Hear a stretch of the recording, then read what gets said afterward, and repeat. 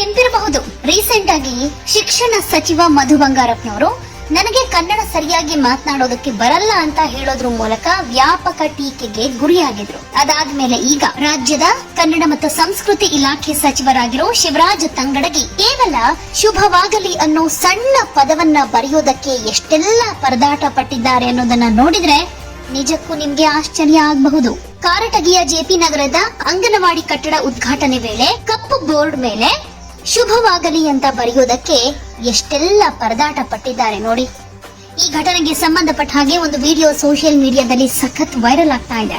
ಕೊಪ್ಪಳ ಜಿಲ್ಲೆಯ ಎಸ್ಎಸ್ಎಲ್ಸಿ ಮಕ್ಕಳಿಗೆ ಕನ್ನಡ ಓದೋದಕ್ಕೆ ಬರೆಯೋದಕ್ಕೆ ಬರೋದಿಲ್ಲ ಅನ್ನೋ ವರದಿ ಬೆನ್ನಲ್ಲೇ ಈ ಜಿಲ್ಲೆಯ ಉಸ್ತುವಾರಿ ಸಚಿವರೂ ಆಗಿರೋ ಶಿವರಾಜ್ ತಂಗಡಗಿ ಅವರಿಗೆ ಕನ್ನಡ ಬರೆಯೋದಕ್ಕೂ ಬರೋದಿಲ್ವಾ ಅಂತ ನೆಟ್ಟಿಗರು ಟೀಕೆಯನ್ನ ಮಾಡ್ತಾ ಇದ್ದಾರೆ. ಈ ವಿಡಿಯೋದಲ್ಲಿ ನೀವು ನೋಡಬಹುದು, ಫಸ್ಟ್ ಶಾ ಬರ್ದ್ಬಿಟ್ಟು ಬಾ ಬರೀತಾರೆ, ಶಬಾ ಅಂತ ಬರೀತಾರೆ. ಅಲ್ಲಿದ್ದವರು ಅದನ್ನ ಸರಿ ಮಾಡೋದಕ್ಕೆ ಹೇಳ್ತಾರೆ. ಆಮೇಲೆ ಶಾಗೆ ಒತ್ತು ಕೊಟ್ಟು ಶೂ ಮಾಡ್ತಾರೆ. ನಂತರ ಮಹಾಪ್ರಾಣ ಭಾ ಬರೆದಿರೋದಿಲ್ಲ. ಅವರೆಲ್ಲ ಹೇಳಿದ್ಮೇಲೆ ಹೌದಾ ಬರಿಬೇಕಾ ಇಲ್ಲಿ ಹಾಕ್ಬೇಕಾ ಅಂತ ಡೌಟ್ ಅಲ್ಲೇ ಕೇಳ್ಕೊಂಡು ಫೈನಲಿ ಶುಭವಾಗ್ಲಿ ಅಂತ ಬರೀತಾರೆ. ಹೀಗೆ ಬರೆದಿದ ತಕ್ಷಣ ಅಲ್ಲಿದ್ದವರೆಲ್ಲ ನಮ್ ಸಚಿವರು ಏನೋ ದೊಡ್ಡ ಸಾಧನೆ ಮಾಡ್ಬಿಟ್ಟಿದಾರಲ್ಲಪ್ಪ ಅನ್ನೋ ಹಾಗೆ ಚಪ್ಪಾಳೆಯನ್ನ ತಟ್ಟಿ ಖುಷಿ ಪಡ್ತಾರೆ. ಏನ್ ಹೇಳ್ಬೇಕಿದಕ್ಕೆ? ಅದು ಕೂಡ ಯಾವ ಇಲಾಖೆ ಹೇಳಿ?